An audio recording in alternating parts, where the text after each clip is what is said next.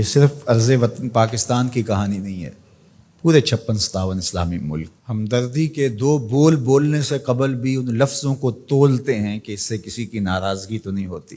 جب مسلمان اتنا بزدل ہو جائے گا، اتنا کمزور ہو جائے گا، تو پھر اللہ کو ایسے لوگوں کی کوئی ضرورت نہیں ہے۔ پھر ذلت، رسوائی، نکبت مقدر ہوگی اور وہ آپ کے سامنے ہے۔ وَأَنْتُمُ الْأَعْلَوْنَ إِن كُنتُم مُؤْمِنِينَ، تم سر بلند ہو کر مومن بن کے رہو، عزت کا تاج تمہارے سر پہ رکھوں گا، یہ میرے رب کا وعدہ ہے، لیکن شرط یہ ہے کہ تم مومن بن کے رہو۔ اور آج دنیا کا مکروہ اور دوہرا چہرہ بھی سامنے آ گیا، جو انسانی حقوق کی بات کرتے ہیں، کتوں اور بلیوں کے حقوق پہ تنظیمیں بنا رکھی ہیں۔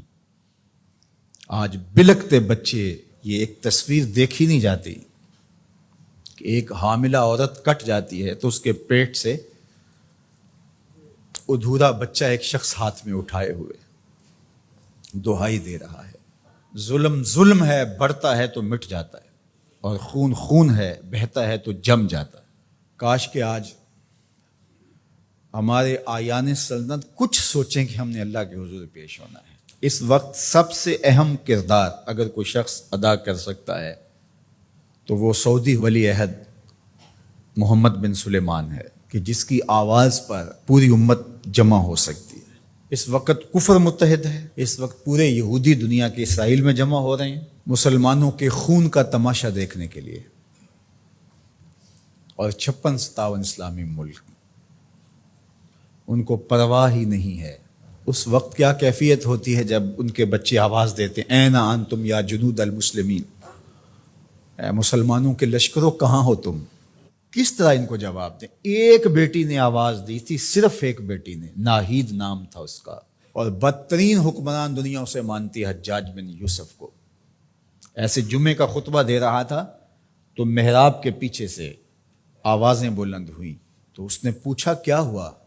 تو لوگوں نے بتایا کہ دیبل میں ایک کارواں کو راجہ داہر کے لوگوں نے لوٹ لیا ہے، تو یہ اس کی فریاد کر رہے ہیں، اور وہ ناہید نامی ایک لڑکی نے آواز دی ہے، میری مدد کو پہنچو۔ تو حجاج نے کہا تیری مدد ہو گئی، اور پھر محمد بن قاسم کو تیار کیا، اور پھر وہ قہر بن کے ٹوٹا، صرف ایک بیٹی کی آواز پہ۔ ایک بیٹی نے پکار دی۔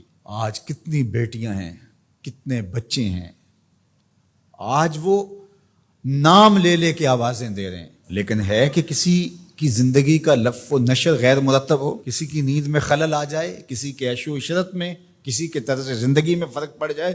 بے حسی کی یہ کیفیت ماضی میں کبھی نہیں دیکھی تھی جو آج دیکھنے کو مل رہی ہے۔ آہستہ آہستہ ہمیں مادیت زدہ کر کے، مسائل میں الجھا کر کے ہمیں اس جگہ پہ کھڑا کر دیا گیا کہ ہم کسی قابل نہیں رہے۔ لیکن اگر ہم سچے دل سے رب کے حضور حاضر ہو جائیں اور مظلوم کی داد رسی کے لیے کھڑے ہوں، تو اللہ آسمان سے بھی رحمت نازل کرے، زمین سے بھی رحمت نازل فرمائے۔